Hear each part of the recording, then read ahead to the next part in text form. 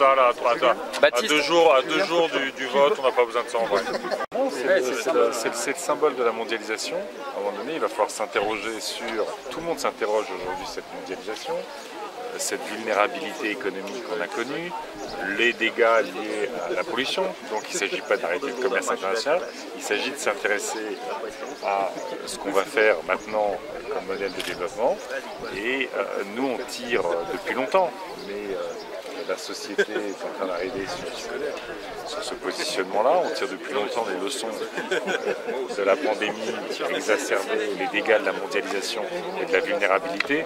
Est-ce que le sujet, c'est d'avoir 300 000 ou 200 000 containers chinois aujourd'hui en Île-de-France en détruisant notre patrimoine naturel et en abîmant notre patrimoine culturel? Non. Il y a un vrai choix, c'est que si tu fais ça, c'est en vert et c'est les containers du bout d'un. Alors qu'on pourrait renforcer l'axe Paris-Le Havre, qui nous voulons donner une personnalité juridique pour mieux la protéger. Ah oui, c'est un axe de la... Couloir aérien, couloir de rafraîchissement, de biodiversité évidemment. Ce qui est terrible dans ce débat, c'est qu'on est là à Conflans, vous avez vu le paysage, mais on dit aussi dans la vallée de la Seine. Et la vallée de la Seine a été pendant longtemps la vallée de l'automobile.